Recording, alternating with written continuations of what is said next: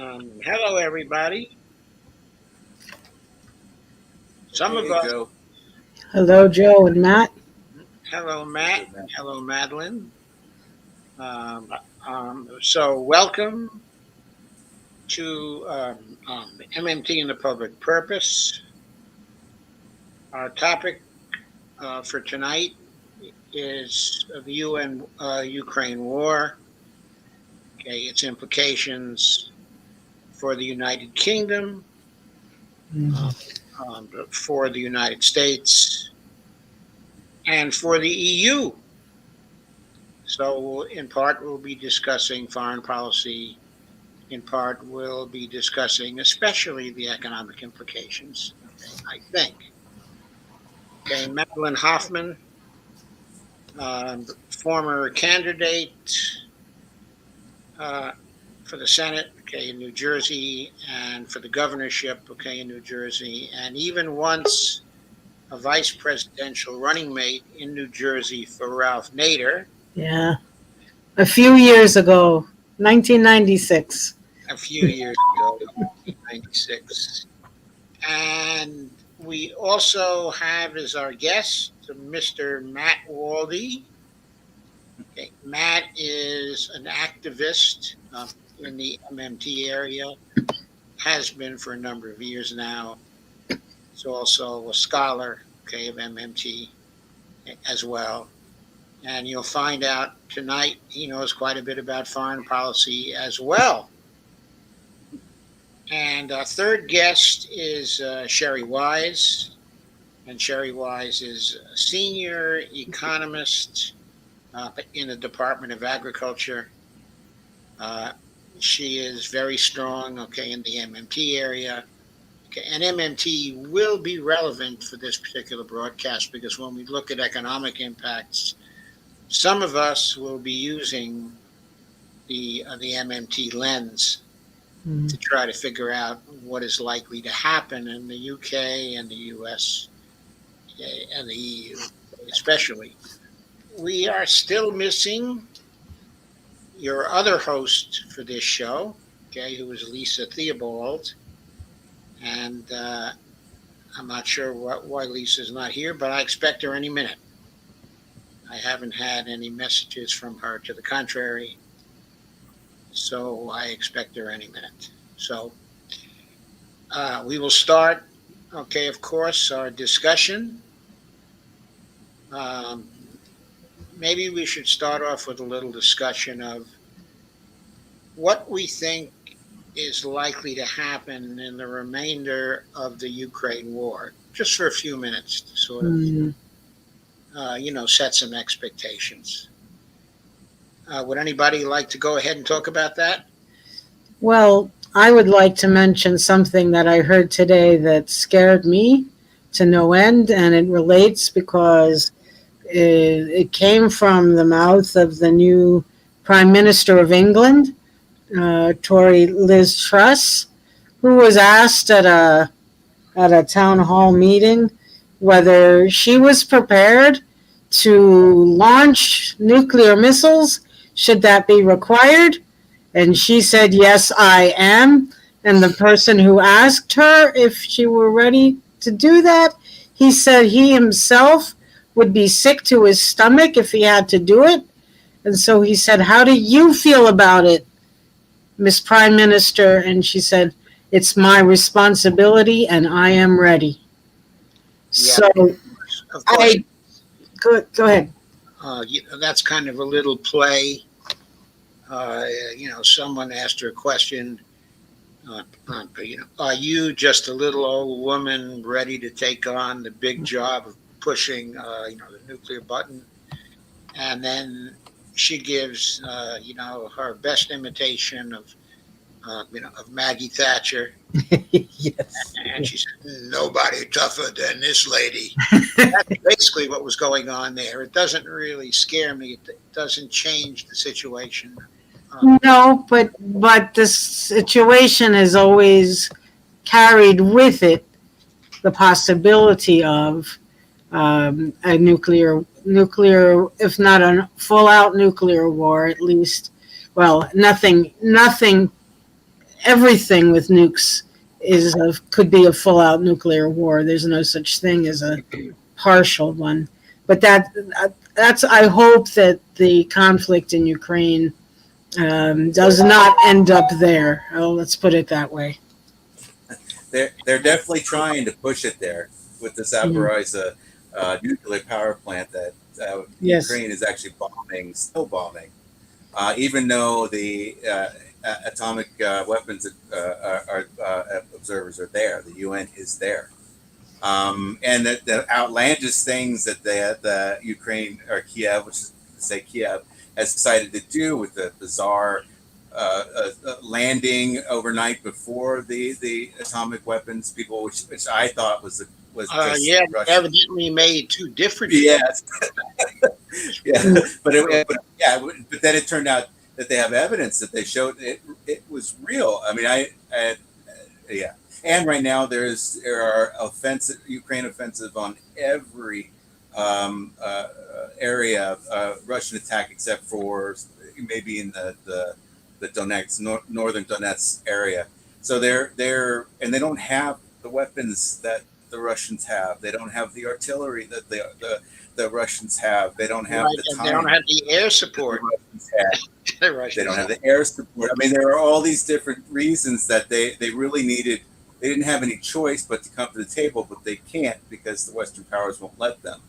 So they're stuck in having to get something done, get somewhere, show some kind of success, or the West is going to start to abandon them as they have to take care of risings in their own country as the energy crisis starts to take hold.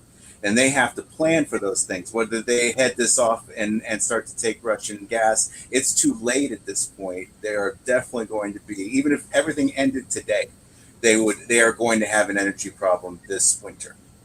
And so the grasping that and understanding the unrest that they have to take care of is going to drag them away from Ukraine. So September, this month, right now, this is really the hardest point we're going to have, and the largest possibility of a nuclear outbreak and the largest possibility of a world response, because they have to make something happen.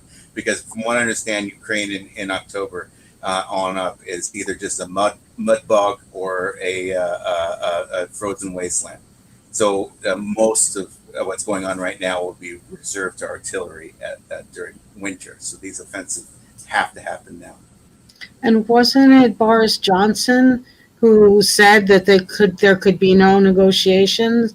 He went to Ukraine and he basically put the kibosh on any negotiations back in April or something like that. Yep. Yeah, yes. When they were on the table ready to sign, right, he stopped it.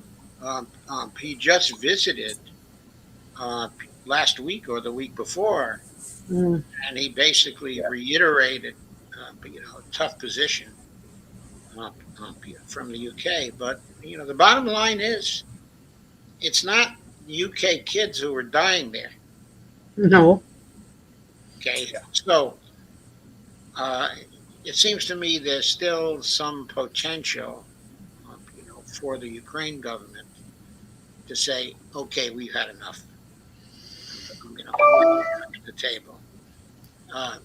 Okay, of course, the involvement with the West means something to them from an economic standpoint, because the people inside the government are probably taking a lot of rake off from the aid, that's coming in. So they have a personal interest. Worse than that, it just recently reported that they cannot find any of the aid that was supposed to go to civilians in Ukraine. It's all gone. And so it never went to the civilians. And that's amazing. True. That's absolutely horrible corruption. And Czechoslovakia is beginning, or the Czechs, people in Prague are outraged right now. Yes, almost 100,000 of them. Yeah, 70,000 to I read 100,000 somewhere. You know how those estimates go, but still, it's all about what's going to happen in the winter. It's all about the Czech government not doing enough to ensure other areas, other ways of providing power, heat, the like, and they came down really hard on NATO and the UK. And Well, so, and it was said two. It was led by four parties mainly, okay. two left parties and Mm-hmm. two far right parties. Mm. So this is actually that horseshoe effect that everybody talked about. That isn't necessarily a permanent thing. We can't get along with some things. This seems to be pointed right now at survival. Both sides knowing that they have to do this to survive. Okay, So Sherry, have you anything to add? sorry, Sherry. I don't really have a whole lot to add. One thing I keep wondering is how Zelensky keeps holding on. I keep expecting him to be taken out anytime, but he manages to stay alive. Well, I maybe think they it's too much. neutralized. Maybe they neutralized the threat. Coming from the neo Nazis. But with respect to him, Certainly the criticism. Yeah, certainly the criticism of the is resolved by him, and he's really, really corruptible by all accounts. oh yeah, So it's almost like he's too good at this to let him be killed off. Because I don't even think and I know the Russians don't want him dead No, because in they the feel US, that he can be ordered to change his mind. yes, because they want somebody to negotiate with. and the US is making him into their glamour boy. I mean, he and his wife on the cover of Vogue, was it? You know. Yeah, Yeah, they've been Yeah. doing that, but I think that may be starting to fade. Okay, I think maybe the Vogue article was a way to, try to pump it up again. But I think the glamour Yeah. is starting to fade because everybody's beginning to realize that the war is being lost, and there's not much Yeah. they can do about it. There's word that the Russians have been assembling uh, forces, ground forces, also tanks, lots and lots of air support, and lots of troops. That when the Ukrainians are finished with the current offensive, in other words, when they've made all their advances and the Russians have ground them down to nothing, that at that point it's going to be a counterattack by the Russians with just really huge force. So But that was supposed to coincide with the Kherson area's referendum. So I don't. That's what I think. I think they were driving all those troops in to get through. That was supposed to be September 9th was the referendum, but they postponed it because of the offensive. And I really thought that was their key to call this a war if they needed to, because that means that there's an occupying force going after Russian territory.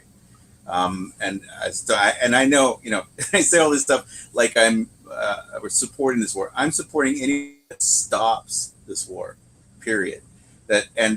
Right now it's coming to the point also, let's bring back MMT, where the inflation is getting so high in Ukraine at this point that rubles are worth more, and it's been about a month or so that's occurred. So that means that inside the civilians themselves are going to have jobs that pay when Russia takes them over. They've already proven that.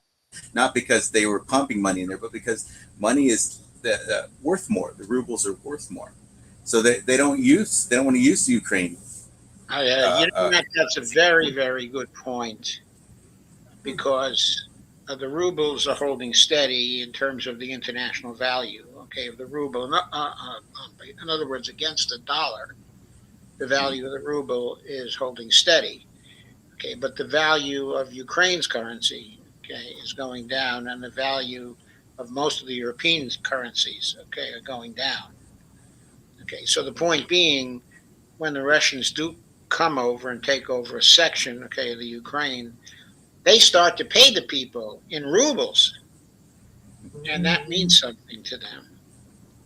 And At retirement, everything they pay everything, just like we were in Ukraine. They're paying the salaries, they're paying the wages, they're paying the pensions, they're paying the benefits, because of course from their Where did they learn that lesson?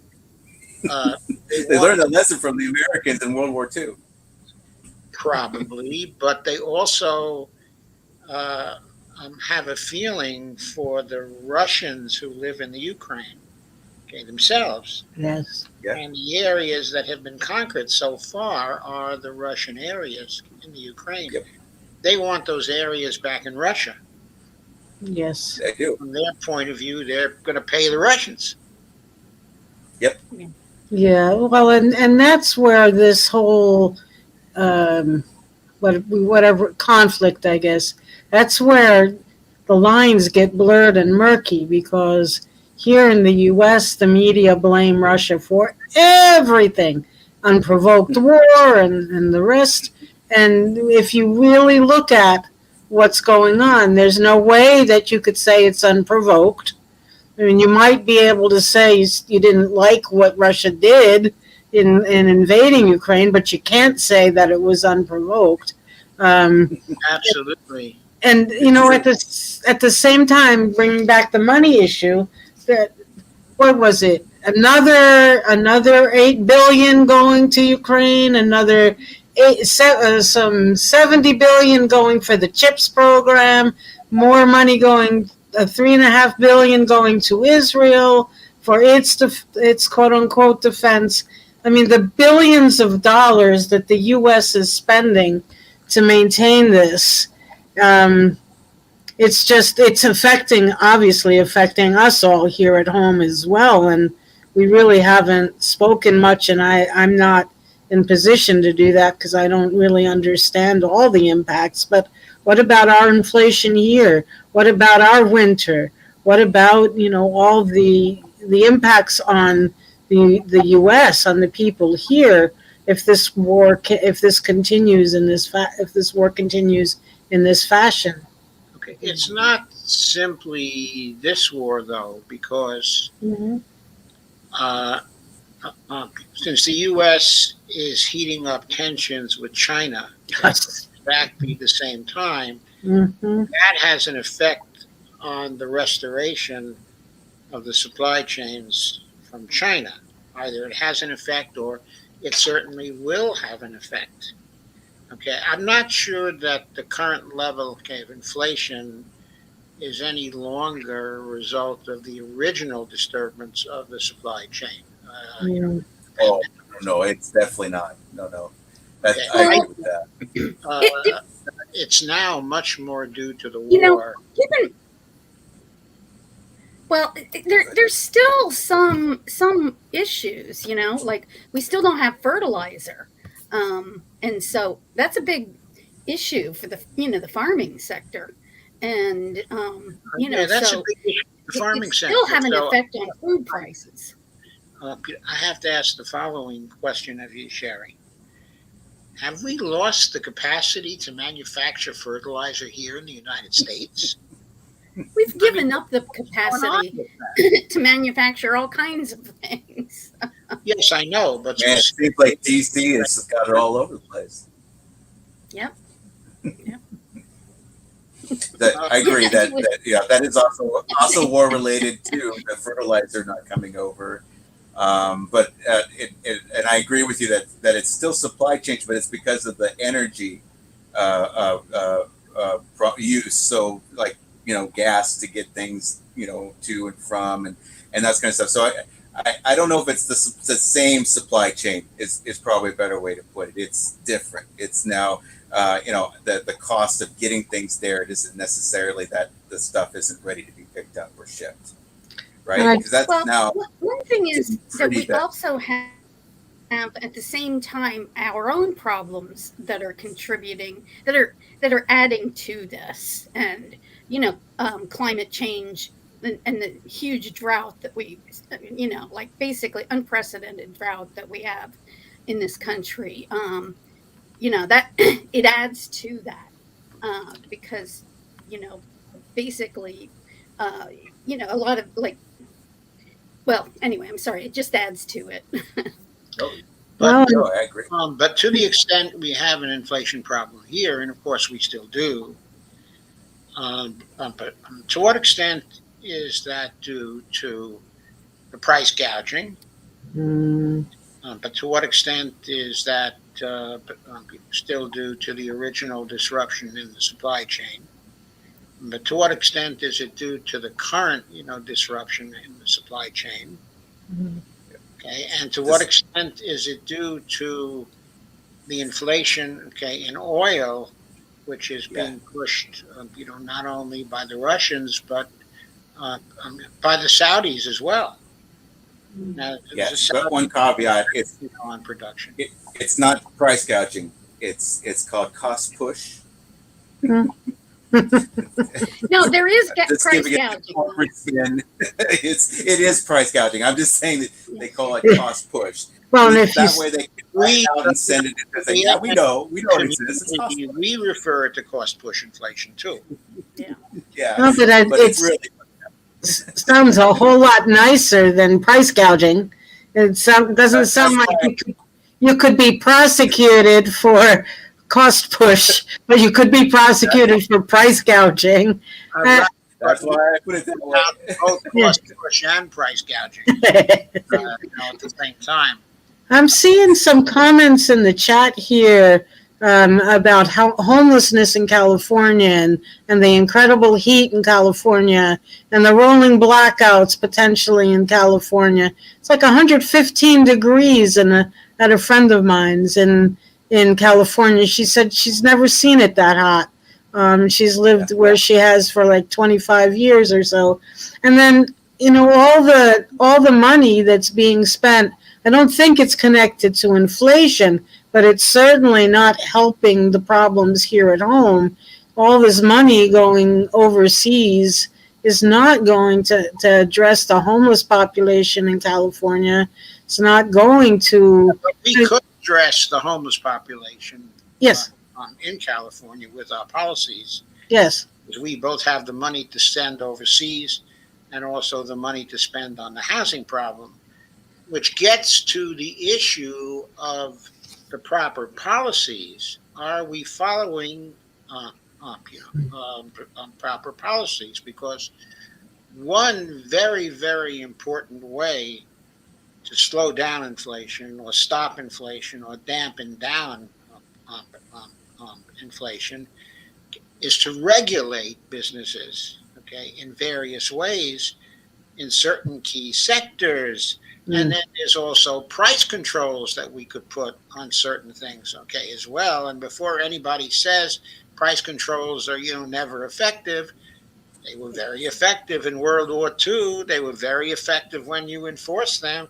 They were very effective for Nixon for a certain amount of time in his administration. So Truss right today in her first speech, that was the Prime Minister's choice, was to give everybody in the UK $400 and keep the price $1,900 or something like that per kilowatt hour, or which is price setting. So she was coming out for price controls in her speech. Yep. I saw the part where she said she was going to give subsidies to people to protect them against the price rises. They priced that. No, she said it so they can't go above the in October the today's price. And was she making that available to everyone?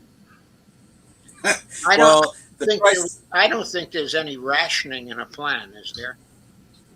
No, this is all the first speech because everybody was really critical that she through the whole campaign time when she said nothing about specifics. So I think she was just, well, I'm the Prime Minister now, I have to have something to say.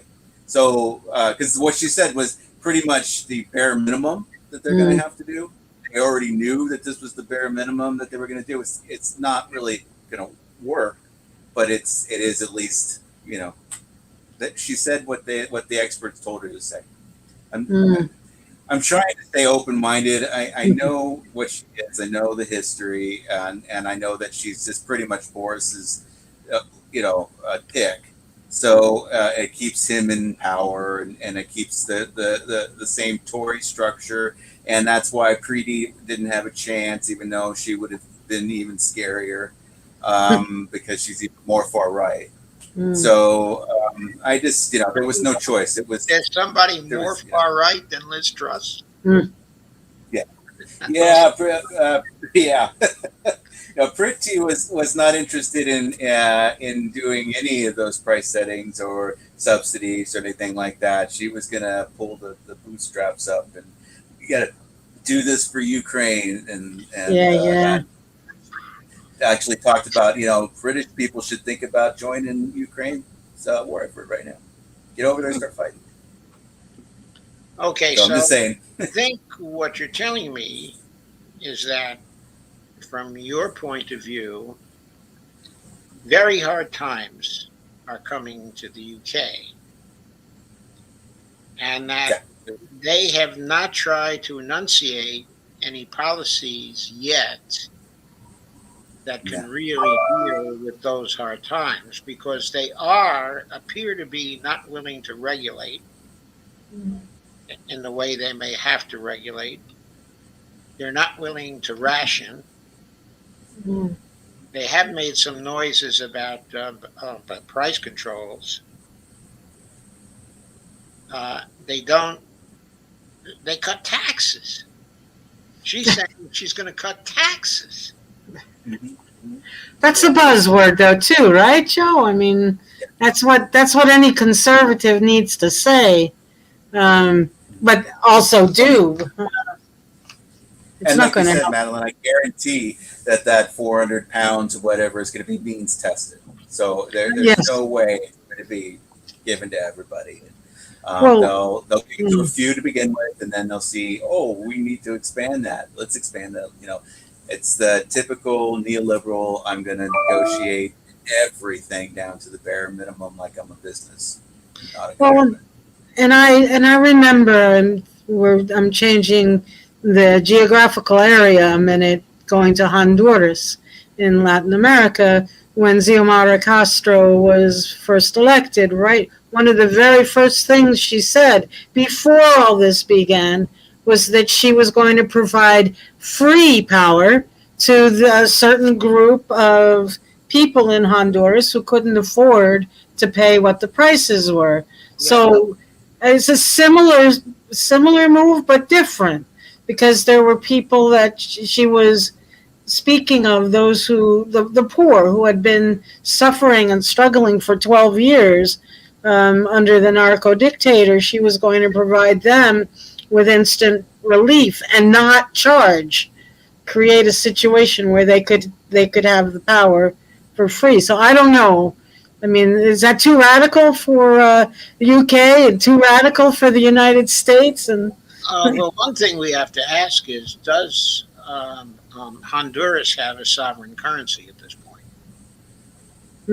It's a good question, and I'm not sure.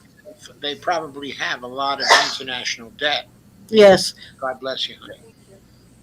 And you gotta spend on infrastructure first to make sure that you can get that power to everybody for free. But overall, as far as a government spending program, I think public works like that should be controlled by at least the local governments, if not, Of course. Okay, so to jump back to the UK, yes, for a moment. Okay, the UK, in theory, can cut their taxes and still spend the money they need to spend to support the NHS and the rest of the welfare state in Britain. But will they do that? Will they admit that they can spend whatever they have to spend to satisfy the needs of people? Because the UK has a sovereign currency. And a lot of them know it now. In other words, they know that they have an infinite capacity to spend. Now, I'm not saying that might not have inflationary consequences. Okay, but I am saying that they have the fiscal capacity, okay, in theory, that if they structure the spending right, it doesn't have to be inflationary. If it's for services, for example, it doesn't have to be inflationary. Or if it's job related. Right. If it's job related, right? Or UK is also a country that still has considerable manufacturing capacity. Yep. So Yep. they could still have, a booming economy if people could be guided to spending on those things rather than on certain other things. Okay, so the UK economy doesn't have to collapse, but if this conservative government plays the same kind of austerity games that the conservatives were playing in 2010 and 2011, and then it's happening in this inflationary environment, that could be a total collapse in the economy of the UK. It's very unfortunate because the labor in UK is not is actually helping make it worse by discussing the debt that she's going to have to carry as a borrowing of UK pounds. There's no and I'm trying to give keywords to people so that they know when they hear it on the news, they go, okay, so their BS monitor can go off, and that's one of them. Anytime a monetary sovereign country, some guy or some expert says that they need to borrow the money to get through, just that's the turn BS it off. monitor. They're wrong. Such an expert is wrong. They don't have to borrow the money; they can simply issue the currency. And there are a lot more people inside the UK who know that is true than know that it was true in 2010. Of course, they could have done it in 2010 also, but almost no one knew about MMT then. But now there are reports getting published, and there are statements that have been made by the central bank, in the UK, or former heads of the central bank, saying, hey, we can spend as much money as we need to spend. So, that is known over there. So the question is, are the conservatives getting that kind of advice from some quarters? Are they going to change their policies, or are they just going to go back to austerity? I think that's a potential implication that's very, very important. But remember that the whole reason sanctions are even causing problems around the world right now is because of a complete misunderstanding of how the effect of stopping that energy flow is going to have on their own people, that their own countries, and the way that they were going to get that gas. They were fundamentally betting that Russia's economy was going to fail because they were going to have to borrow so much money, and the debt was just going to be, and they're going to, or print the money, and they're going to print too much money, and the volume is going to cause massive inflation, and yet that's not what happened, and it can't. So they were completely wrong about that. Completely wrong about that. Well, and that's even begging the question of whether these sanctions are legal in the first place, because most of them are not.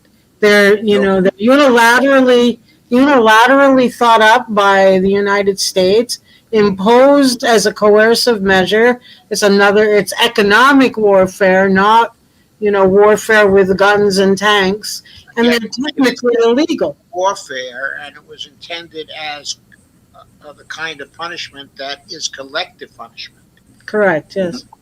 For Russia, which is illegal according to international law, according to treaties that we signed and have never withdrawn from. Correct. Not only that, and that we originally constructed ourselves for everybody else in the world to sign up to. But I think the U.S. has these kinds of sanctions on approximately 37 to 39 countries around the world. Now, I know we're focused on Russia, and for good reason, but this is in the much larger context also of the U.S. deciding to use this economic weapon wherever and whenever it pleases. And yet, as you're saying, it's backing up in our own country and causing problems where it was not intended to cause them, but and it caused them because large countries came together and said they're done with it. That's what happened here, is that Russia went to China before this whole thing happened and really inked an unbelievable treaty that people never talk about, and I try and bring up constantly. That's called a Brotherhood of Nations, which means that they actually got rid of the border along China and Russia, opened up new roads and railroads, and have no tariffs or anything in between the two countries. And China said, any problem you have is our problem. And that's actually what the treaty says. So when Russia said, we're going to go and do this, you need to buy our oil. And China says, oh, we need it anyway, so we'll take it. And then they went to India and said, hey, India, I know you got a lot of refineries down there. Do you want some cheap oil? And India said, yeah, I would love some cheap oil. And then they said, oh, and then the UK came, what are we going to do with all of this? Oh, yeah. So India said, hey, we got some expensive oil for you. What, do you want some expensive oil? Yes, bring it on up. So that's what's going on. So that Russia did not have any effect or a small effect for sanctions because they lost McDonald's and some of the bigger. Oh yeah.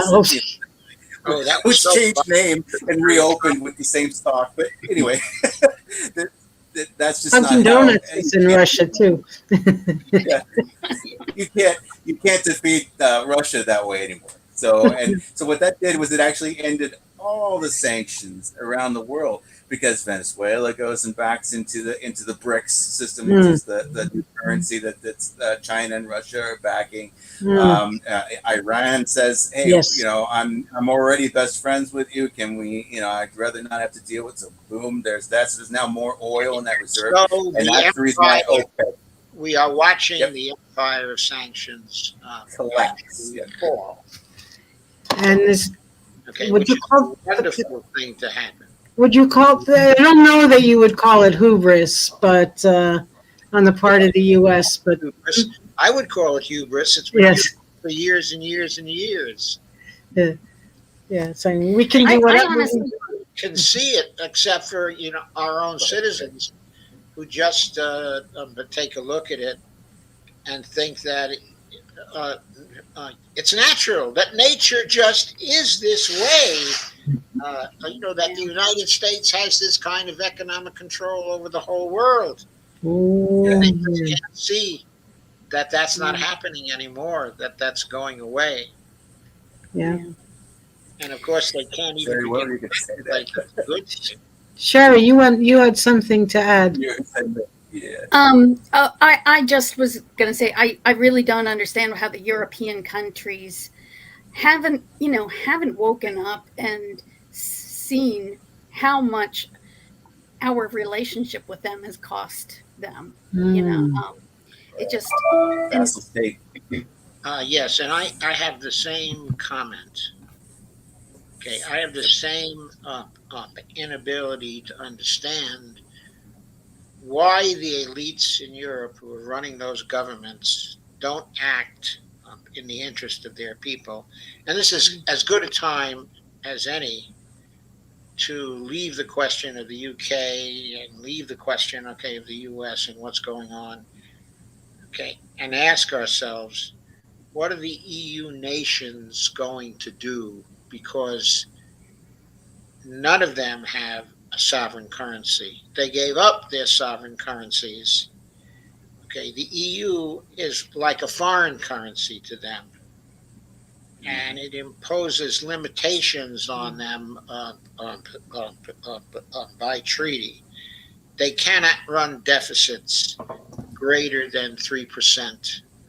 In Europe, when the Greeks tried to do that in 2010, and 11, and the succeeding years, the rest of Europe came down on them and imposed an austerity program on Greece for years and years that is still making people in Greece suffer, even today. Yep. But now all of the nations of Europe at the same time are going to have a need to do deficit spending, because they're going to have to construct entirely new structures to try to ease the problem, of energy shortages. And I know they haven't been at all talking about this, but they all have to accelerate their alternative energy sources. I know nobody's thinking about that, but surely they can do A couple of them something. are. when it comes to wind power and solar power, they can accelerate the shift over to these things and to wave power. And I don't think they're thinking about this in Europe at all right now. They haven't even begun to start to think about it. They haven't even begun to start to think about what it means that each country can only run deficits of 3%. Hungary and Turkey have definitely been thinking about it. Yes. And they've decided that they're not going to deal with the EU and they're going to take Russian oil. Oh, yeah. Yes. But the rest of them have to be taken down to the guillotine. I do not think that there's a way for somebody that, like this year, France with the left coming so close to take control of France. I don't know if you can see, I guess I'm losing my connection. Sorry about that. I'm losing my connection. You're better now. Yeah, we hear it. Have you got it again? I'll be right back. Okay. Cool. Okay, so. Okay. Sorry about that. That's okay. I suppose the problem we're raising is that the elites in most of the EU seem intent on just ignoring what their populations want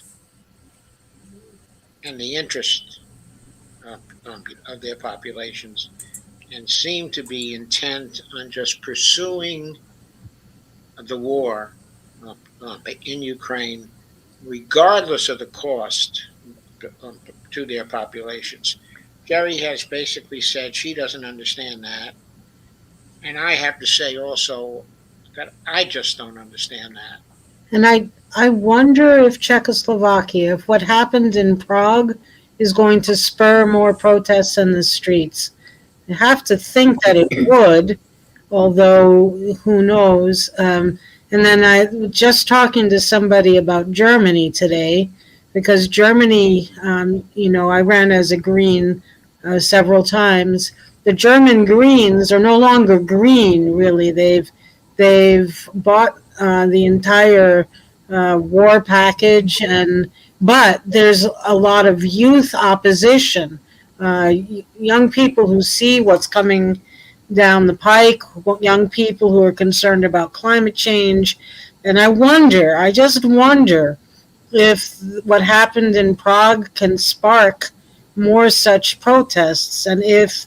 I think it will. Yes, I think it will. I think all through Central Europe and in Western Europe, as well. And I guess I have to note that even though the elites of Europe seem to want to meet the disorder they're expecting through the use of armed force, I also have to note that one of the big problems that the elites of Europe have now with respect to their intentions towards Russia is that they don't have the military power anymore. They have small armies, and we've been shipping war material to Ukraine continuously. We are out of our stocks. They are out of their stocks. So the question I'm raising is, will they be able to repress the mass protests that are likely to happen in Europe this winter? Or will those governments start to fall like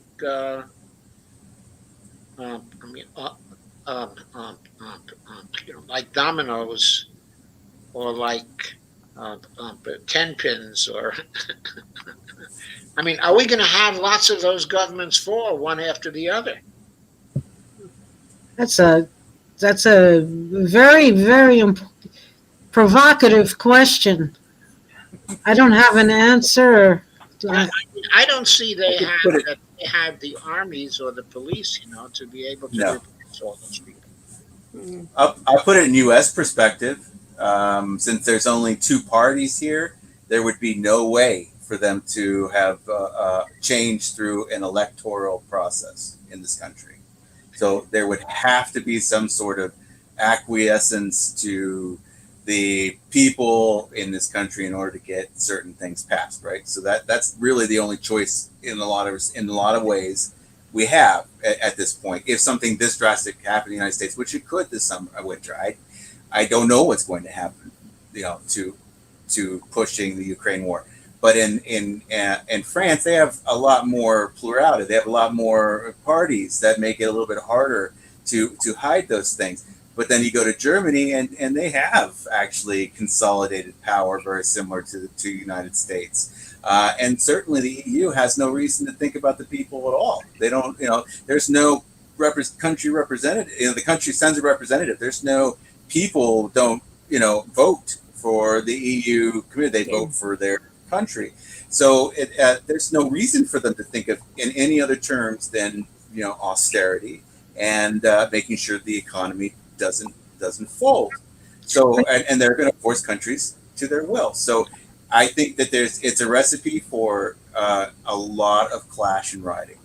I don't think there's any For choice. clashing, and rioting, and also for fascism, isn't it? Yeah. Oh, Yes. yeah. Strong man's going to come forward. But then I look at the labor movement right now. Look at there's energy there where there isn't energy. There's the anti-war energy, and protests. It's there, but it doesn't have the dynamism of the labor movement. I don't know, how far that can go, but if the austerity that we were living under, if you will, during the pandemic, with rising prices and now the lifting of rent moratorium and such, and the kinds of jobs people are being asked to work, there's a heightened awareness of how unjust that is. And I wonder if the labor movement is going to be where a lot of these issues are raised.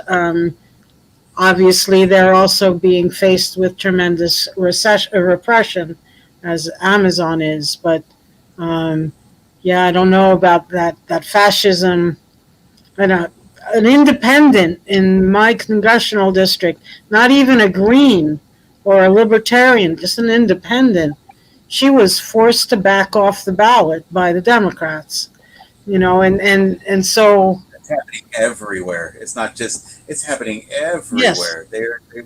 And it's just, and they're giving the same fear, well, you're going to, fascist is going to take your place. Well, but they're both fascists. I mean, in a large terms, one's more corporate fashion compared to authoritarian fascists, but they're still both repressive, authoritarian regimes. Both repressive, yes, and authoritarian regimes, I will state that. But there is a difference. You don't expect that Biden, and the Democrats will immediately try to respond to dissatisfaction through the kinds of methods the fascists generally use, and that you don't expect to end up in camps. I used to feel that way too, but that 1984 speech the other day Biden gave was unbelievable. I have never in a billion years expected that to come out of. Right, and I never expected the kind of background to the speech. The optics were horrible. But the speech in itself was horrible. The optics were fascist. Yeah, that was complete. And he was talking about separating people, separating populations out, identifying the bad ones. That is overt fascism. He wasn't, that's why, he was always fascist, but he was, like you said, he was still popular opinion fascist, I guess is what we call it. Marketing fascist, more that corporate style where they're trying to keep, the trains running on time, but nobody gets put in jail if you're stupid and you mouth off, you're just dumb and a conspiracy theorist. That's worked real good for a lot of years. And that's what I thought. Also, there's the factor that when Biden is put under pressure, he doesn't respond the way the fascists generally do.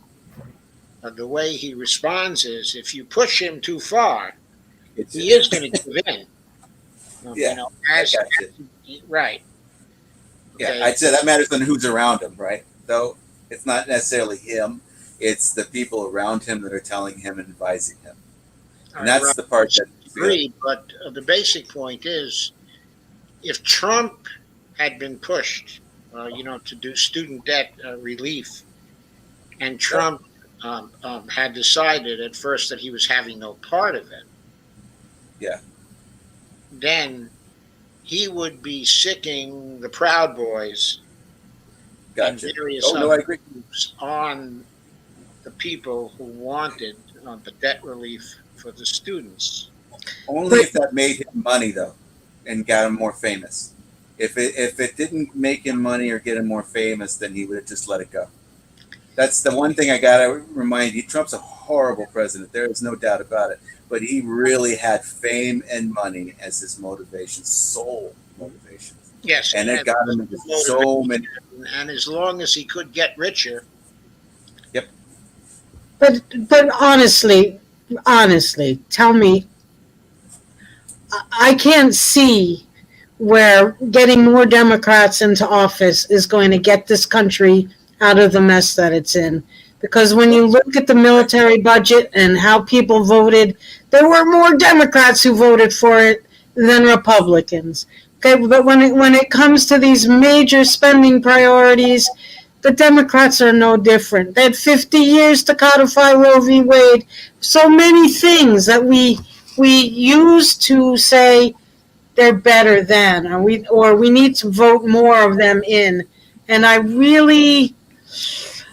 get really nervous about that, and I also get sick to my stomach when that happens because we can keep going on this pendulum swing and just go between point A and point B for the next Yeah. 50 years. We need to go to point G, F, H. you do. But the question is, how are we going to be I able? think by not voting them in. I think I think that's actually a key because if it becomes existential, as we talked about earlier, neoliberals will negotiate to keep themselves in power as much as possible. I think they need to be taken to that brink where they've lost power in both houses. They're going to lose the Right, but presidency. I Yeah, but don't think this is just about the party system and the two parties. oh, I think it's okay. also about the donors and who the donors have Oh bought. yeah, They've bought oh yeah, I people agree. in both parties. Oh, yeah.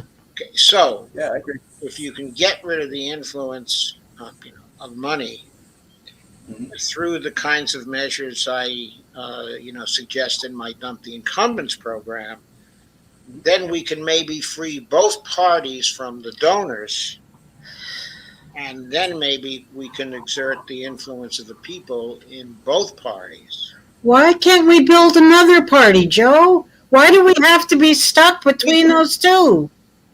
we don't have to be stuck between those two, Madeline, but in order to get people to vote green, we need ranked choice voting. Of course, I agree with you totally.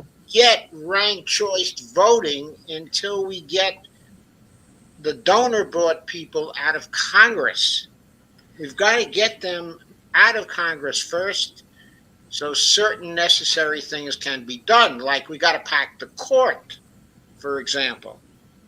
That's I think what I'm thinking though is that you have to get We rid have of to do all those things, okay? But but you got to stop voting them in. I agree. I agree. But the point is, if we run the dump the incumbents kind of thing, and it's not simply dump the incumbents, it's dump anybody who's taking the corporate money. If Mm, we don't vote for any of those people, but we vote for people who are not taking any corporate money, there you go. then it seems to me that do we really care if those people are, are green, or whether they're independents, or whether they're running as Democrats? because they started out to run as Democrats because they thought the only chance to get in office was to win the primaries. Now, we have a bunch of candidates who are running this year who have still survived the primaries and who don't take any corporate money. Shouldn't we be voting them in if we have an opportunity to vote them in? They're not bought. Well, I think, Joe, that's part of what we need to look at. And then I think talking about it in these terms instead of Democrat and Republican is a lot healthier and will bring us a lot further forward. But there are what are their policies? If because they don't have to be bought off to believe in spending all this money on war, for example. So we need to, Okay. yes. Are there policies? Okay, the first thing I would say is that there are quite a lot of them who won't say what their foreign policies are. That might be a good thing. Okay, it might be a bad thing because from their point of view, they're not trying to fight the foreign policy battles. But most of the people I'm talking about are Medicare for all people. They're Green New Deal people. They're student debt elimination people. They're paid family leave people. In other words, they're people whose platforms are quite consistent with the platforms of the Green Party, for example. I mean, they're talking the same way about the issues. But how many of them replaced incumbent Democrat leadership? Right, but also there are many of them who in the past ran as Greens and who found they weren't able to win as Greens. And so then they're trying the primary route, inside, the Democratic Party. Now, we know that primary route, even if they win office, it's not going to immediately work as long as the leadership of the party survives. But we also know that if Congress splits in a particular way, and it's necessary for Nancy Pelosi to get votes from these new people who have come in, that one of these days there are going to be a sufficient number of these green new people to say to Nancy Pelosi, sorry, you got to go. You're done. Now, I think that was almost the case in January 3rd of 2021. I think it could well be the case in January of 2023. Then the question would be, who's going to replace Nancy Pelosi? Okay, it seems to me who's going to replace her is going to have to be someone, to the left of her. Someone that the left wing of the Democratic Party will be able to negotiate with. At least I think that's a possibility. I'm sorry, Joe. You got me singing. That'll be the day. And you have every reason to believe that because the Green Party has been out of power for so long. But still, I think those people can be a factor. There may be only 30 or 40 of them, but they would hold the balance of power if we got some of the progressives elected this year who are running and who have a shot at it.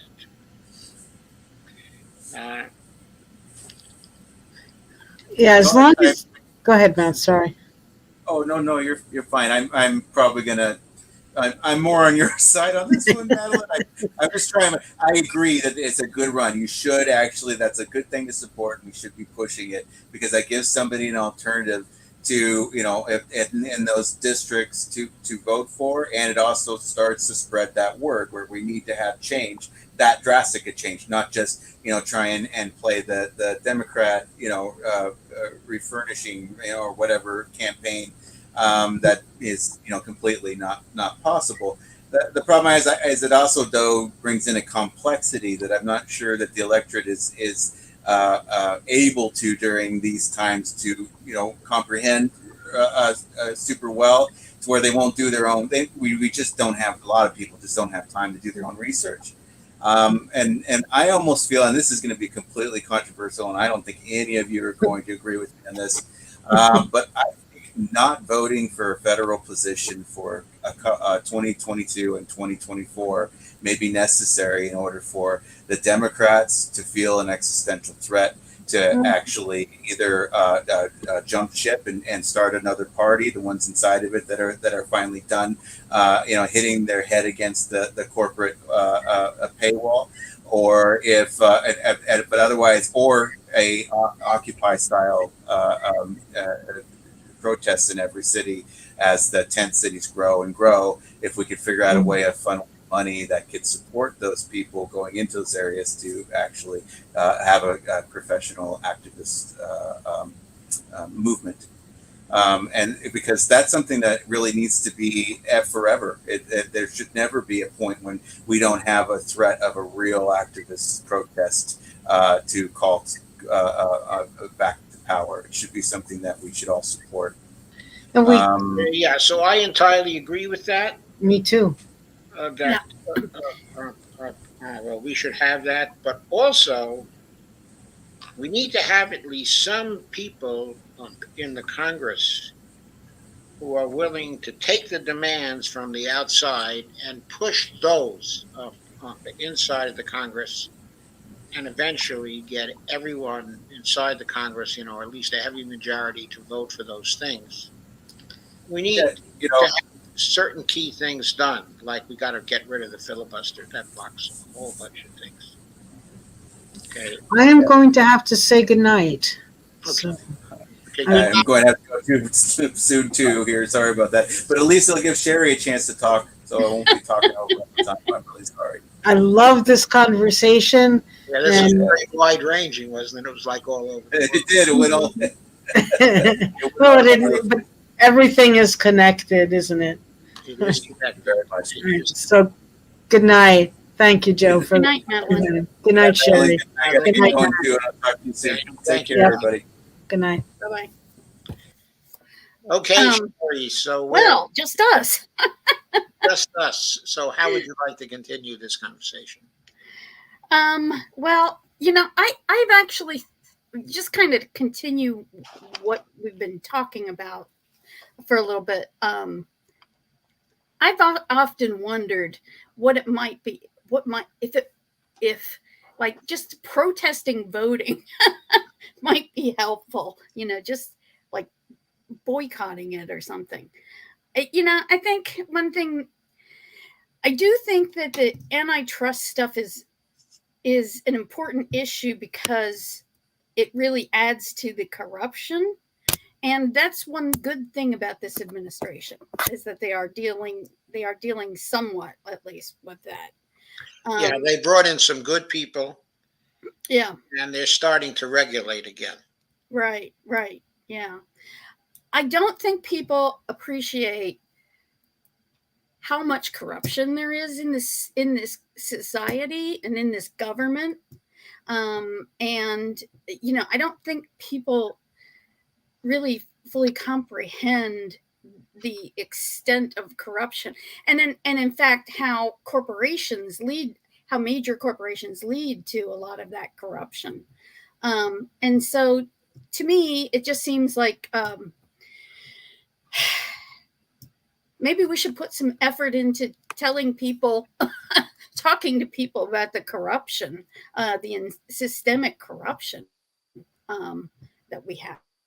Well, Bernie Sanders has been talking to people about the systemic corruption that we have for quite a long time. Mm-hmm. And I think it's had some effect. I think people know that the system is rigged, okay, which is why I think if you go at them by saying, don't vote for anybody who's taking the big money, that they can understand why you might say that. Right. And why you might say that will end the rigging of the system. So I don't think that's a complex point to understand. Yeah, I don't either. And people, I don't think people really understand how corrupt our whole society really has become. I think that back to when I was young, and I mean, I'm not saying that everything was wonderful back then, but I think we have lost a lot of the innate sense of the wrongness of a lot of what happens. Well, yes, And I think so too, that we've lost that. But take the situation, okay, of Richard Nixon. mhm, There was a rejection of what he was doing, a feeling that just that was wrong, and a mhm, revulsion against that was felt by people in the Republican Party as well as people, in the Democratic Party. It wasn't a partisan break then. mhm, A very heavy majority of people felt that Nixon, who in some ways had not been a bad president, mhm. had to go because he Yeah, did this. And then yeah, contrast that with the reaction that people have had to Donald Trump. yeah. I mean, they don't care how corrupt he is. It's right in front of their faces. Mhm, And that's not enough reason for them to want to get rid of him or, impeach him. mhm. So, okay, I'm not saying that he's any better than Joe Biden in this respect or worse than Joe Biden. What I am saying is, if people don't feel the revulsion against the way Donald Trump actually plays the game while he's in office, how can we expect them to feel any revulsion at the way Joe Biden does things in office? Yeah, In other words, it becomes a completely partisan thing. yeah, There's no general rejection of corruption, whoever is doing it. yeah, yeah, yeah. And it's you know that's the thing. I don't know what to do about that, because I don't think people in a lot of ways don't want to know. I don't think they really want to face how corrupt we have become. It's true. Um, so it's a very discouraging thing. Um, you know, I've tried so hard to get people to read the Powell memo. People that I was friends with and family members and stuff. None of them, I believe, ever read it. But that's really where I think a lot of this started. Oh yeah, I think so too. Yeah, because remember, one of the things that they talked about in that memo, one of the big things they focused on was universities Yes. and the educational system, because they saw the educational system as teaching teaching a lot of things that would lead to people having all kinds of ideas, and people not liking profit and being against business, and so you And know so they set about to use their money to corrupt the university system, right, and they did. which they've been very successful with Yeah, over a period of time. yeah, Now, the importance of private money in running the big universities is extremely important. And back then hmm, it wasn't. hmm, that's right. So Okay, so and that's another reason why I think the idea of voting against everybody who's taking the big money, okay, is hmm, important. If that could spread, yeah, if that idea could go viral, yeah, it would change the Congress in just a very few years. yeah. Yeah, I think a lot of activism could be worthwhile, you know, helping people to understand how much money like their congressmen are getting from various entities. Um, and of course, that report, it's too bad that report by the two there were those two political scientists, Gillens and Page. Yeah, from Princeton. Yeah, yeah. Um, Yeah, it was long about 2014, 2015 that they did this right, report. right. And that was really great, because they actually showed that over a 30-year period, the Congress people of both parties consistently voted with the interests of the people that gave them money, and consistently voted against what the popular opinion was about various issues. Yes, I know. The report is very striking in that way, that there was virtually no chance for popular opinion to be represented, at least if there wasn't a portion of the elite Mm-hmm. which agreed with popular opinion. Right.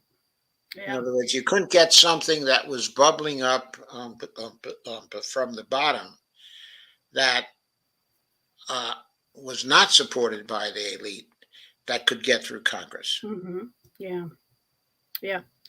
And so that basically was proof that democracy, there was no democracy, at Yes, least at the federal level. it was not working Yeah, not at all. as it was supposed to work. Yeah.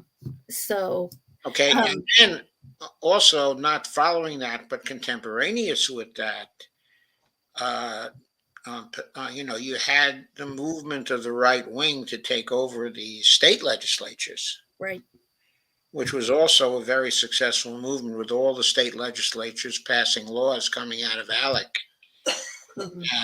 and basically nullifying democracy in many of the states of the union, creating one-party states Mhm. all over the United States. Right. Yeah. That's been a very, very effective movement. Yeah, most definitely. And, unfortunately, it just seems like we've lost a lot of, I guess, integrity in the process. People just they want to support their party. They don't want to, they don't want to. And so when their party does crappy stuff, they kind of tend to look away. Yeah, they look away. They won't talk about it. They won't Mhm. condemn their party just because it's their party. Right. Right. Yeah. And so there's no consensus on values across parties right now. Yeah. That's true. So, um, yeah. So it's a very discouraging time. It's a very discouraging time, but we have to do something about it to break that Yeah. logjam. We Yeah. have to find some key to it, or maybe multiple keys to it. I think we do know multiple keys now, but we haven't put them together in Mhm. relation to having a Mhm. coherent strategy to change things. Mhm. I think the growth of the union movement is extremely important. Okay, at this point, I Mhm. think the idea of general strikes is extremely important. Okay, I think the whole idea, of people organizing in the mass to protest things, all Mhm. these things, okay, are very important. Mhm. But we also have to have disruption in the political system as it currently works now. Yeah. Talking about the formal political system. Right. So we have Right. to be doing that too. So we need, we need a more complex strategy to get our democracy. I won't say get back on our democracy, because I'm not really sure that we ever had one. But I think we were coming close during the 1960s and 1970s to Mhm. having one. And Yeah. that's when the corporate people got alarmed and Yeah. started following the Lewis Powell strategy. Right. Right. Yeah. Yeah. I think another group we want to tap into is the youth vote as well. So, um, so Okay, I yeah. think in some ways the youth vote would actually be the easiest to capture, because from the standpoint of the youth, things like student debt elimination, Medicare for all, and the Green New Deal, okay, Mhm. are really vital. Yeah. In Definitely. other words, if those three things give them a chance to have a life, Yeah. they're going to embrace on platforms with those three things. Yeah. Yeah, I have two daughters who are in their 20s. And I mean, right now they're at the age where they're starting to think about children. And they're really not sure if they want to bring children into the world because, you know, they don't know what's going to happen. And I don't know what to tell them either. It's a sad thing. Um, I suppose the thing to tell them, from my point of view anyway, and I don't know that this is right at all. But if I were in your situation now, and I am basically once removed, it's my grandchildren mhm. who, have this problem now. What I would tell them is that they have to fight. Okay, and it doesn't matter what the objective situation is. They have to fight for their lives. Mhm. That includes having children. Yeah, That there really is no other recourse. yeah, that's true. That is true. Yeah, it's I my heart breaks for the young people, and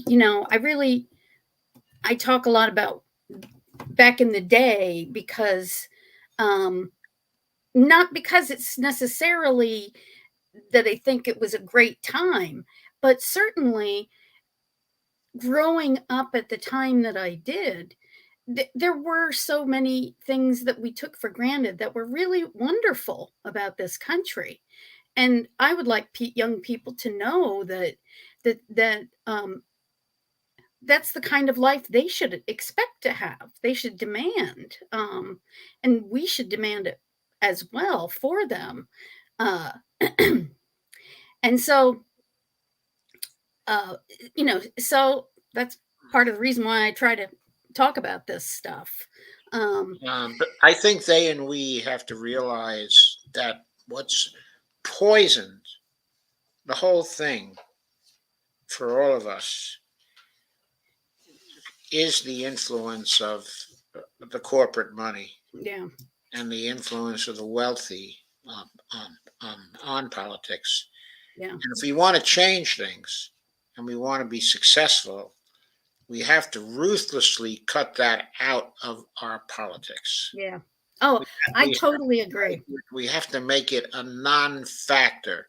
Yeah, Whatever we have to do, that's where things really start. yeah, right. No, you're absolutely right. It is true. Okay, look at things again from the MMT point of view. Let's try and summarize. Okay. What does Europe have to do to save itself? Okay, at this point, the EU I'm talking about. Well, it seems like the best thing would be for them to break up the EU and go back to. I mean, I think this globalization has really proved to have caused a lot of problems, and yeah, it I don't know how exactly they could do it. I hope that they can do it. But it seems to me like they need to have sovereign currencies, depending on the euro. It's just been a catastrophe, and the Germans are going to learn that this year.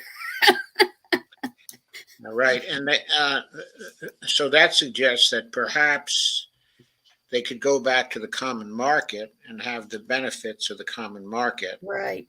Yeah. but not go further than that. Right. Yeah. Have their own sovereign currencies again. Yeah, especially if they want to maintain sovereign countries. I mean, I think it seems to me that that's the lesson we should have learned, from the Euro crisis 10 or more years ago.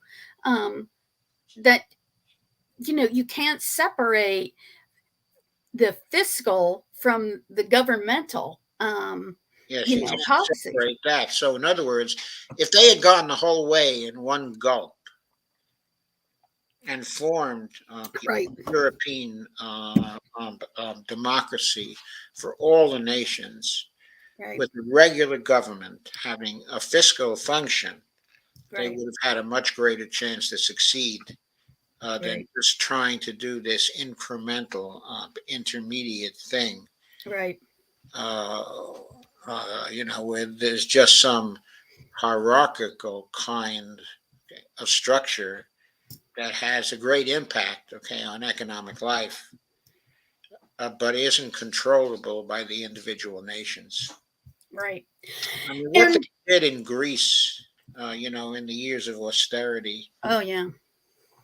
that was just, to read about it in terms of steps is very, very important. I wrote an ebook about it, Hmm. uh,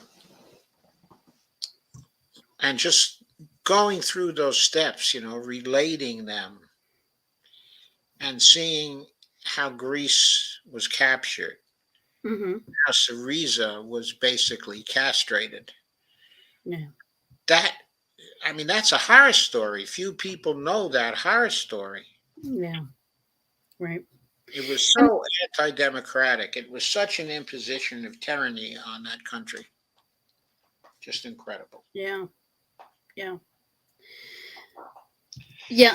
Okay, okay, so And that unfortunately, Europe. I was just going to say, unfortunately, the EU is happening at a time when when policy, economic and political leaders basically were just focusing only on monetary policy and basically have just blown off fiscal policy for so long. So that didn't help matters. That made it Well, even that worse. didn't help matters, Kay, at all. They had adapted the neoliberal point of view Hmm. Right. in terms of economics. They felt fiscal policy, okay, was ineffective, and Hmm. so they were going to rely entirely, okay, on monetary policy. And Right. when it didn't work, they didn't know what to do. Yeah. Yeah. And just like we're doing here, we're doing the same thing. Yeah, to a great degree, we're doing the same thing. It seems like fiscal policy considerations are now beginning to intrude.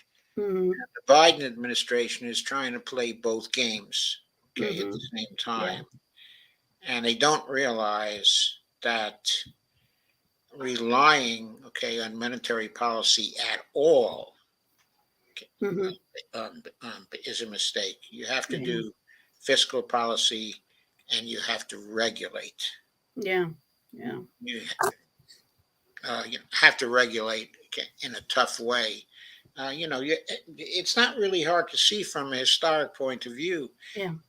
You have to do what Roosevelt did during the Depression and Hmm. in the Second World War. Hmm. Yeah. Okay? And then you can fix your economy and you can create a democracy and you can get far more equality, okay, in Hmm. society. But so now we've talked about what Europe should do. Okay. What should the UK do? I mean, what can they do? They've got a system which works in such a way that they seem to be stuck with Liz Truss until 2024. Hmm. And meanwhile, they suffer horribly. Yeah. Yeah. Well, one thing is, I wish there was some way to stop the takeover of the NHS, but I don't think that's likely. um, but Yeah, yeah, Truss is the likely to push that further. yeah, yeah. So yeah, my concern is that they basically are just going to keep going down the wrong path. I don't see really much in the way of alternatives because I mean, look what they did to Corbyn. You know, so There are alternatives. I'm not saying it's going to be easy to get them to do that, but mhm, obviously they operate in such a way inside of the UK that if the demonstrations all over the country became serious enough, and if people demanded it mhm, strongly enough, and they demanded the return of Jeremy Corbyn mhm, specifically, that Liz Truss would have to call new elections, yeah, and the Labour Party would have to bring Jeremy Corbyn back. if there were enough people out in the streets, they wouldn't have a choice. Yeah. I mean, that course is open to them, but it depends on the activism. If they just sit there and they take it, then Liz Truss doesn't have to stand again for office till 2024, and nothing can be done. She'll just follow the policy she likes, and she won't care about the damage done to people. So the people there have to defend themselves, it seems to me, by going Yeah. into the streets and not leaving until they get what they want. Yeah. Yeah, that seems about the only option. Um, have there been much in the way of protests that we're not hearing about here in the U.S.? Do you know? In the UK? No, I don't. I don't think we've heard about much, in the UK yet, because things are only beginning to get tough for them again. Mm-hmm. I don't think Liz Truss has the charisma that Winston Churchill had Mm-hmm. to make people fight for something that they all wanted, to unify the people. Yeah. What is Liz Truss going to offer here in order to unify the people? To stand firm, for Ukraine. Yeah. That's not the same thing as standing firm for the UK. Mm-hmm. And what's she going to offer them to get them to come together around her? I don't think there's anything she can offer them. Yeah, I don't think so either. So I think that she's going to fail. So finally, what should we do in this country in order to change things? Well, I think like you've been talking about, certainly we really need to focus on the issue of money in politics. That's really where most of it comes down to. We can focus on the issue of money in politics, but we can't get laws to restrain the influence of money in politics Mm-hmm. until we change the Congress. Right.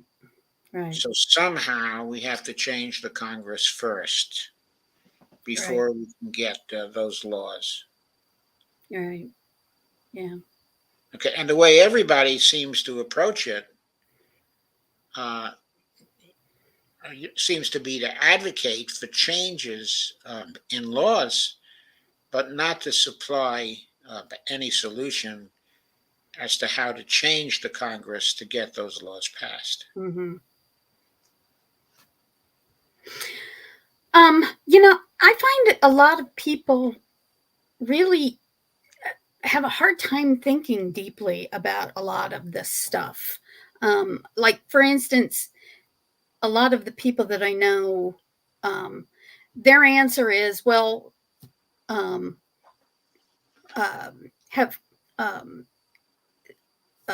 term limits. I don't see term limits as being helpful. It's just going to create another issue. Right. I don't see term limits as being helpful, but also, how are they going to get term limits? Yeah. I mean, this Congress isn't going to pass term limits. Right. Yeah. I mean, it's controlled by people who don't want to be term limited. Yeah. So I think, my point is, I think we have a lot of work to do to try to get through to people. So it's just, we just got to keep doing what we're doing and, try to get through. Okay, so tomorrow we continue to work. Yep. Okay, and for tonight, let's take a look at the comments Okay. that we have. See if we have a bunch of them. I don't know if we have a bunch of them tonight. We have a limited number. Well, maybe not so limited. I keep going back and finding more. So Steve Wolfbrandt, also Dolores Pierce, Brandy Weaver, Lana Dell, Ghost Start are all here. Lana says, wasn't there a rumor Zelensky fled to another country? I don't know. I'm not sure that development would be a good one, but if he left the country and the military took over the country, the military might actually be much more reasonable because they might not listen to the United States. In other words, they might want to save a portion of their country, at least get a portion of it back. And Ghost Start says Obama's a war criminal for Ukraine alone. Well, Obama's a war criminal for many, many things, but we just have to live with that for a while until we totally change our political system. Maybe then people would be willing to do something about it. But until then, we just got to focus on what has to be done. Lana says, more conversation is going on at YouTube if anyone is interested. I'm sorry, Lana, what more conversation is going on at YouTube? Steve says, Robert, Los Angeles is insanely hot. Dolores says, thank you, Brandy. Oh, so Gostat says it's Steve Wolfbrand, California electric 3 grid emergency with possible rolling blackouts. Yeah, due to the heat wave, current heat wave in California. With possible rolling blackouts. Yeah, due to the heat wave, current heat wave in California. They can spend all those billions to help the homeless population here in California and in other states. They can spend all those billions to help the homeless population here in California. Okay, we have an echo. Oop. Okay? Yeah. Okay, no more echo. So, yeah, they can spend all those billions, or they could spend additional billions.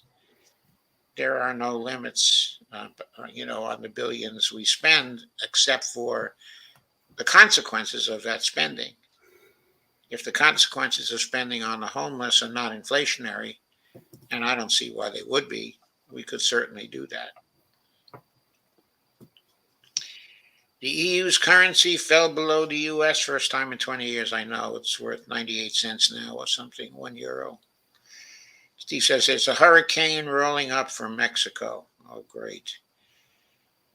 Robert Copeland says, Steve, you're going to feel the effects of the hurricane down in Los Angeles more than I am here in Sacramento. There's a hurricane rolling up from Mexico that's going to affect California? I can't remember the last time that happened. They usually kind of roll up, from the Caribbean, and they go to the eastern or the Midwestern parts of the country. Ghostot says Liz Truss is all in on nukes. Steve Wolfman says it's very hot. Yeah, we talked to Devora before we came on here, earlier today, and she said it was about 108 in LA. She said yes, it was very hot. And Ghostot says FRA 13.3 was used illegally. It's not rocket science, it's racketeering. 2007 bailout. Ghostot's referring to the Federal Reserve Act, Section 13.3. Okay, and he thinks the Fed used that, in an illegal way to conduct the bailouts of 2007 and 2008, and he puts in hashtag the con. So I guess the con is a documentary that documents that illegal use of 13.3. Steve Wilprin says, where's Kay? I don't know. Where is Kay? This is the first time she hasn't been here in ages. And Gosta says the currency in Honduras is the Lempira, HNL. As of June 2019, 1.0 USD equals 24.49 HNL. Okay, what's the exchange rate now. Steve, go start.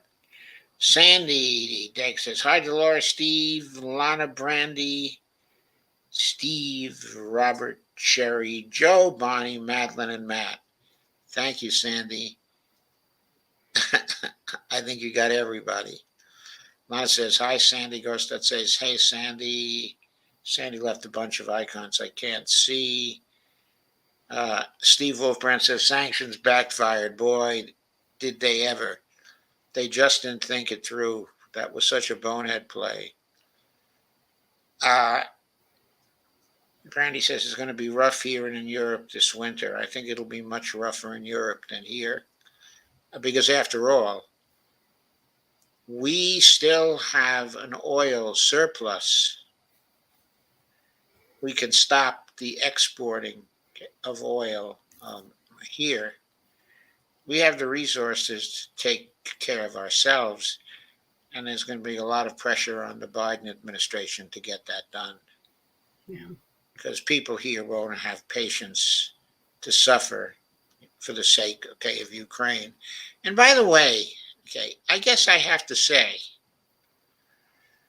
there's this idea that somehow Ukraine, is a democracy, and that we're defending something that's a democracy by supporting, the Ukrainians. Well, first of all, Ukraine is not a democracy. But Zelensky banned all opposition, all political opposition, or possible political opposition, except for the neo-Nazis. He developed a one-party system there.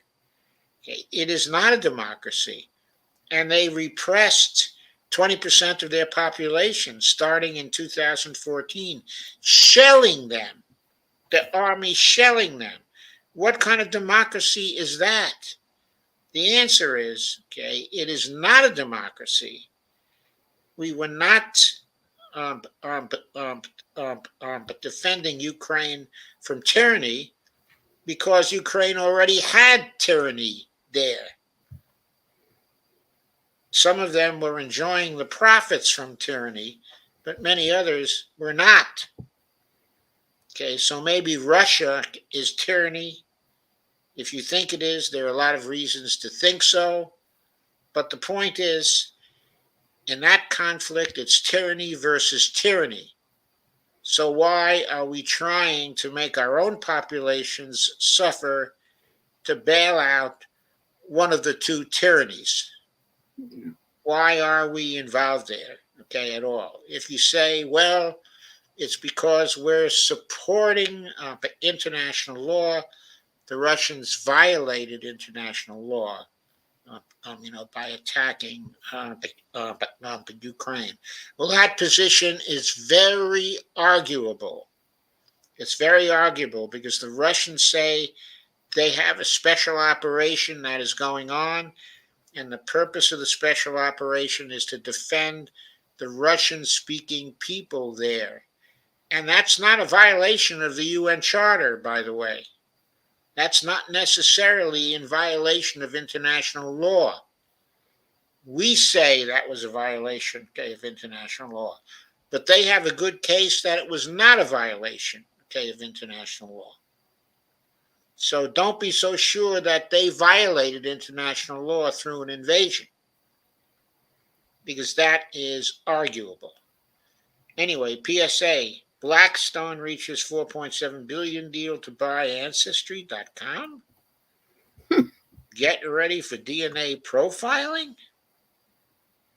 Ancestry.com is worth $4.7 billion.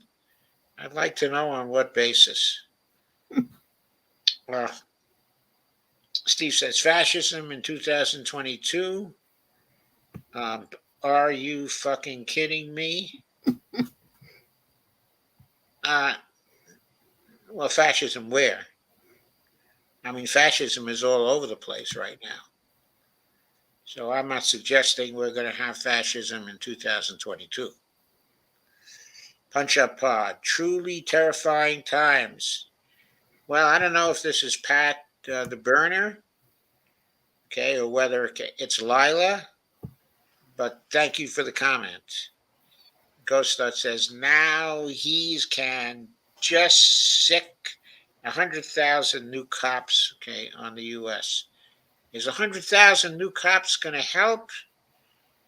I mean, we have a population of 330 billion. If that population, okay, is up in arms, truly up in arms, if we truly desire to do this, there's no way that 1 million people from the armed forces and 400,000 cops can contain 330 million people. I know they'll try. I know it'll be brutal if everyone is against them. But generally speaking, the ratio of the number of people to the number of people they have isn't large enough to control the whole population. They don't realize that yet, but they will. That's too low a ratio. Brandy Weaver says people need to understand that Biden and Democrats are going to kill us through climate failure and nuclear war. The Republicans are no better. Biden and these Democrats are.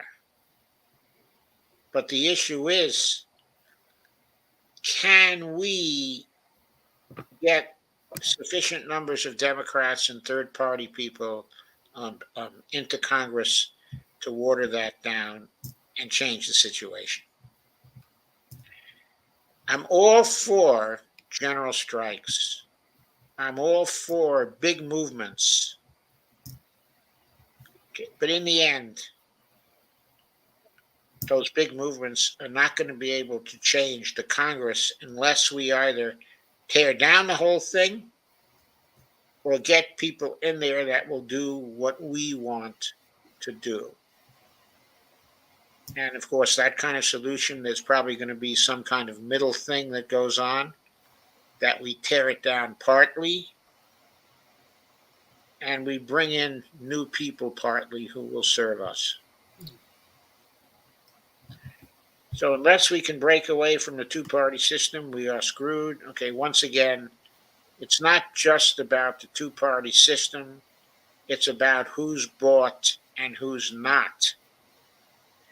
If we want to break away from the two-party system, the best way to do it is get ranked choice voting passed. And we can't get ranked choice voting passed without getting rid of a lot of the influence of money and without getting new people into the Congress. Because third parties can't win unless they have a chance to grow. And without ranked choice voting, they're not going to have a chance to grow. Neither Democrats nor Republicans will support ranked choice voting. Yes, that is true now. That's why we got to get rid of the donor-bought people. Get new people in there who will support ranked choice voting if their people want it. New representatives in there. The problem is, look at the squad when they were first running. Now they're voting party lines and voting for war. What happened to the squad was that they found out that they couldn't fight the power structure in the Democratic Party at that time.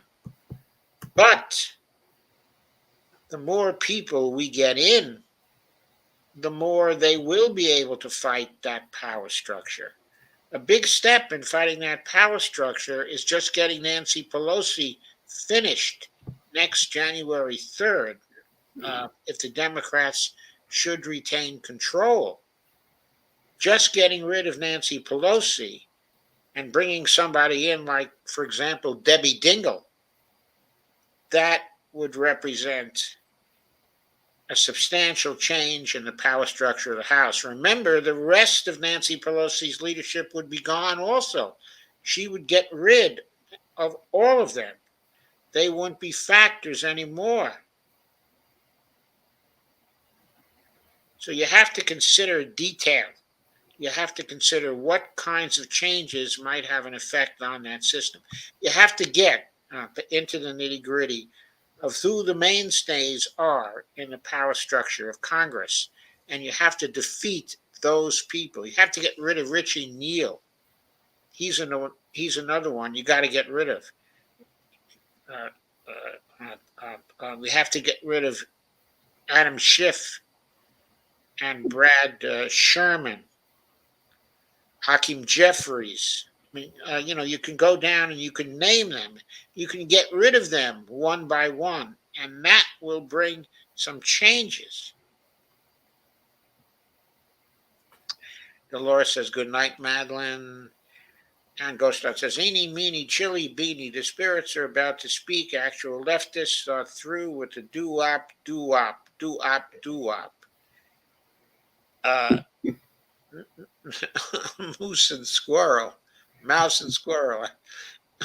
I'm trying to get, is that an acorn? I don't know. Brandy says, right, go start. Steve says, I have to get to sleep. Good night, everyone. Have a great night, Steve. Thanks for coming. Go Start says, BS Light Rally ran away when we tried to give him stacks of election fraud docs. Oh, Bernie Sanders literally ran away when we tried to give him stacks of election fraud docs. Yeah, I know. I think that Bernie Sanders failed us in many ways. I think he gave up too soon in 2016. He certainly gave up too soon in 2020. Now, I know all the excuses. Bernie did a lot of wonderful things in waking us all up. Okay, I love Bernie personally. I think in certain ways he still is keeping the faith, but he gave in too soon in 2020, especially in 2020. Brandy says, neither party cares how corrupt their own politicians are. Of course, Brandy, that's right. They don't care about the other party's corruption either. Nothing's going to happen to Trump. It's just a show. Sandy Gegg says, Bullwinkle J. Moose. And Go Start says, at Sandy Gegg, Brandy says, Go Start. It's a look at what the right hand is doing so you can ignore the left hand. All about distraction. Go Start says, a democracy emphasizes the mock. Capital M, O, capital C, capital K, capital R, A, capital C, Y. Of course, there's a capital D at the beginning of it. Democracy, Sandy Gegg says. Watch me pull a rabbit out of my hat, Steve. Sad to have to worry about the future of our kids and our grandkids. Yeah, it's very sad to have to worry about it. So let's not spend any time worrying about it. Let's fight for what we want and get them to fight too. I mean, a lot of them don't fight. They're very occupied with day-to-day concerns, which are very important, of course, because here in this society, it's either be successful in providing for your family or die. That's what it's about. It's become a real struggle for survival. But still, we got to fight for it. CoStar says they could hashtag free Assange. If all is exposed, 98% of DC will fall. Well, I very much hope we free Assange. It's very important for freedom of the press. I hope the UK people finally give in and finally say to themselves, hey, we can't turn this guy over to the Americans because they're going to kill him. I hope for all that. But if we free Assange, I don't think that's going to make DC fall, because I think that WikiLeaks has published the secrets that they're going to publish. I don't think they have a whole bunch of hidden secrets that still are left to publish, because if they had had those secrets, they would have been releasing them one by one, basically threatening the governments that everything was going to be released unless they freed Assange. So I don't think they have all that other stuff to release. If they haven't used it yet, they don't have it. Sandy said they will never let that poor man out. Well, of course, uh, if they successfully kill him, then they'll let him out. They've been working on it awfully hard.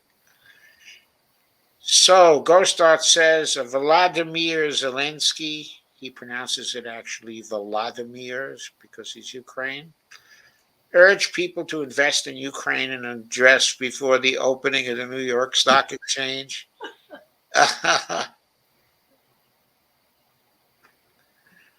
Ghost Art says, Deck, I hope the arms around Belmarsh had a huge turnout. Hope so too. Robert Copeland says, I don't trust most politicians, and as I support ballot measures at the state and local levels. I wish we had ballot measures at the national level. Sandy says, I hope so too. Jeff Detton says, I try to wake someone up every single day, and I'm usually successful. That is wonderful, Jeff. I encourage your efforts. Ghost Dot says, that Robert Copeland, yep. Lana says, I was encouraging people in the FB chat to come over here. Oh, thank you, Lana. Robert Copeland says, Joe, that's what they are saying, that a hurricane is coming up from Mexico towards California. Well, that's a rare occurrence. Wonder if that has something to do with climate change. Lana says, Kay is probably watching the Environmental Coffee House. Hurricane K in the Pacific rolling northeast towards Southern California. Oh, boy. Oh. Okay. Now our daughter's going to have a hurricane to contend with. Due to environmental conditions, we will have a rough winter, especially for our farmers. That might be true. Lana, not to be confused with Kay, who lives in Ohio. Oh, I see. Brandy says, my cousin doesn't know if he will have enough hay to feed his cattle, yet we are sending billions to Ukraine. Yeah. It's ridiculous. We keep on sending them more and more billions. The total must be up to 70 billion by now. Yeah. Zelensky just ordered dissent to be illegal. I thought he ordered that to be illegal long ago. And Gostot says democracy again. And Robert Copeland points out Blackstone is getting into everything. Jeffrey Denton says, well, which country has the biggest history of violating international law? We have the biggest history of violating international law. Okay, because what the New World Order was about was getting rid of international law and replacing it with rules that we propounded. And of course, that we ourselves weren't going to have to obey. They were rules for other people to follow. Pittsburgh Dude 87 says Congress isn't going to change without big movements, and whoever gets elected is allowed to be and will sell us out for their cushy jobs. Well, Lana says, Gene Chambers asked me this in an FB message. Quote, is MMT related to Marxian analysis of financialization, such as that of Costas Lapidus or Lopavitsis? I'm not sure how you pronounce his last name. Lana says, Gene is Russ Gorman's friend. Okay, I don't know because I don't know exactly what Costas Lapavatsis, I guess it is, what his claims are. So I can't tell what MMT is related to his claims. There are some MMTers who are Marxists, okay, as well. Not all MMTers, of course, but there are a small number who subscribe to Marxism and also to MMT. So those frameworks are not necessarily in conflict. Rondell says, Gene is Russ Gorman's friend, and Russ Gorman, of course, is our friend. So that's cool. And he's an MMTer from way back. So everybody, that covers all the comments. Have you any comments or answers that you would like to give Sherry? Any final words? I guess I need to look into who Costas is and what he has to say Okay, about. the name is vaguely familiar to me, but I'm not really familiar with what he's written about. Yeah, no, I am not familiar. Lana asked a question. I'm not familiar with Costas. And Ghost Start says Hurricane K advisory. K expected to straighten further and bring strong winds and heavy rains in portions of the southern Baja California Peninsula beginning tomorrow morning. Whoa. And then it's going to move north, of course. And Dolores says, thank you, everyone, for a great conversation. And thank you, Dolores, for moderating our great conversation tonight. And thank you, Sherry, for coming and for sticking with it for the whole time. So, well, thank you for inviting me, Joe. Okay, my pleasure, Sherry. Okay. Well, take care. Okay, I'll invite you again very soon. Bye bye. Okay, bye bye. And Lana and Go Start, good vibes. Thank you both. And we'll see you tomorrow. We have a show tomorrow on fascism. I have to formally schedule it when we get off here. But it's called The Road to Fascism. And it's a reaction to President Biden's speech, okay, from a few days ago. Shane says, great show. Thank you, Joe, Bonnie, and everyone. Thank you, Sandy, for coming. Thank you. And on that note, I'm going to end the broadcast.